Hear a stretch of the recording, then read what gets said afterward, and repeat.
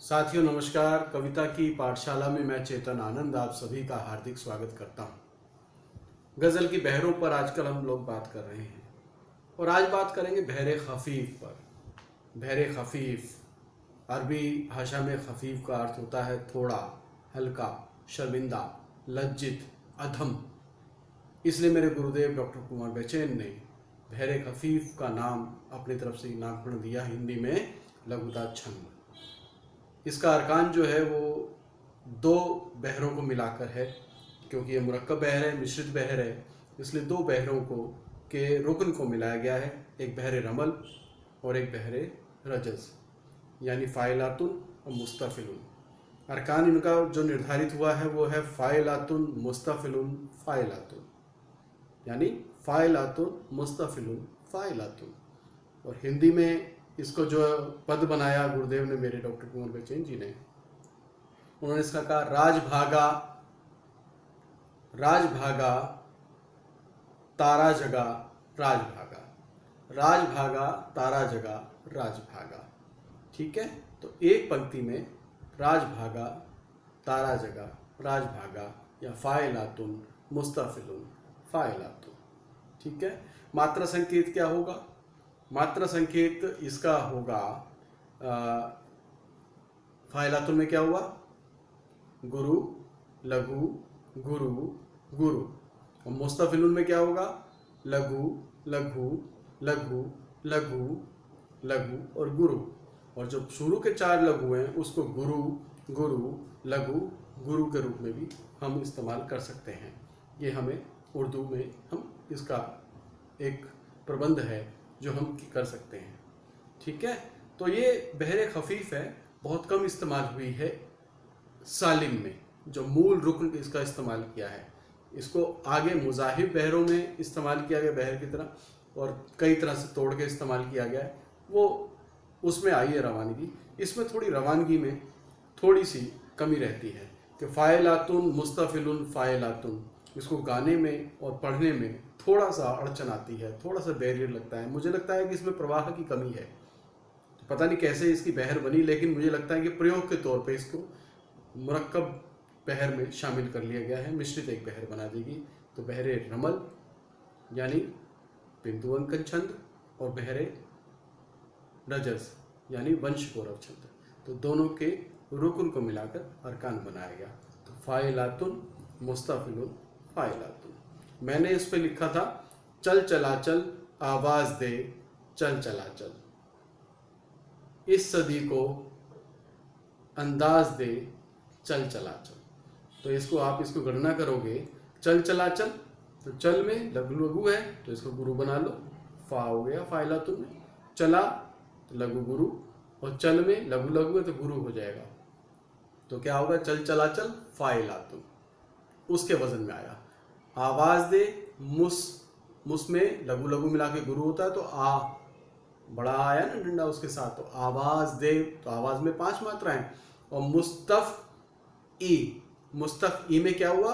लघु लघु लघु लघु, 5 लघु हैं तो शुरू के 2 गुरु हो गए और 1 लघु, तो आवाज़ का भी गुरु गुरु लघु, तो ऊपर भी उसका हुआ गुरु गुरु लघु।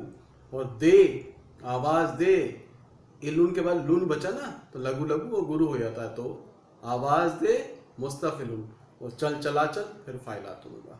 इस सदी को क्या हुआ? इस सदी को गुरु लघु गुरु गुरु यानी फ़ाइलातुन का वजन आया। ठीक है, इस सदी को अंदाज दे में क्या हुआ? मुस्तफ़िलुन का वजन आएगा इसके अंदर।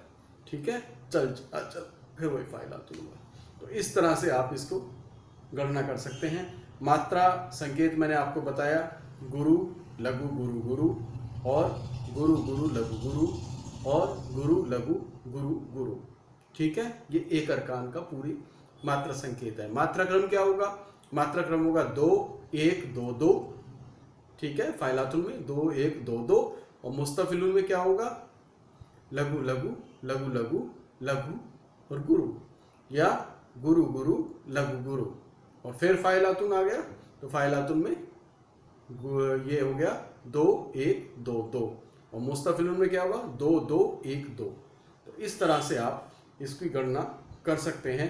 या तो आप फ़ाइलातुन के हिसाब से इसकी गणना करें, तख्ती कर लें, या इसकी राजभागा तारा जगह राजभागा के हिसाब से तख्ती कर दें, या मात्रा संकेत के हिसाब से आप गुरु लघु गुरु गुरु के हिसाब से इसकी तख्ती करें, या फिर मात्रा क्रम के हिसाब से इसका क्या करेंगे, 2-1 2-2 वाले क्रम से भी कर सकते हैं। तो उसको 4 तरह से आप इसकी गणना कर सकते हैं। अब बात रही इसका उदाहरण देकर समझाने की। उदाहरण में मैंने आपको बता दिया, चल चला चल आवाज दे चल चला चल, इस सदी को अंदाज दे चल चला चल। तो इस तरह से भी आप इसको कर सकते हैं। मेरे गुरुदेव डॉक्टर कुंवर बेचैन ने जो अपनी तरफ से उदाहरण दिया वो इस प्रकार से है। उनकी किताब है गजल का व्याकरण, तो उन्होंने कहा, आपका ये गम आपका ही नहीं था, आप भी गुम थे और मैं भी कहीं था। तो आपका ये फाइलातुन, गम आपका में मुस्तफिलुन, ही नहीं था की तख्ती करोगे तो फाइलातुन के वजन में आएगा। और ठीक वैसे ही जैसे मतला आप लोगे एक अरकान में, उसी तरह से उसी अरकान में दूसरी पंक्ति आएगी। ठीक है, मतला में पता ही है आपको कि दोनों पंक्तियों में काफिया और रदीफ समान रूप से आता है, और आगे की शेर होगा तो उसमें चौथी पंक्ति यानी दूसरी पंक्ति में तो काफिया और रदीफ आते हैं। ठीक है, तो ये क्रम वैसे ही है, और जहाँ लिखने वाले का नाम आता है अंत में वो मक्ता कहला देता है। तो इस तरह से आप इसको कर सकते हो। तो चल चला चल अंदाज दे चल चला चल, और इस सदी को अंदाज दे चल चला चल, और चल चला चल आवाज दे चल चला चल, और चल चला चल अंदाज दे चल चला चल। तो आवाज और अंदाज क्या हुआ, ये हो गया आपके काफिये। ठीक है, दे चल चला चल बार बार आ रहा दोनों पंक्तियों में, समान रूप से अंत में आता है तो उसको हिंदी में समांत बोलते हैं, लेकिन उर्दू में बोलते हैं रदीफ।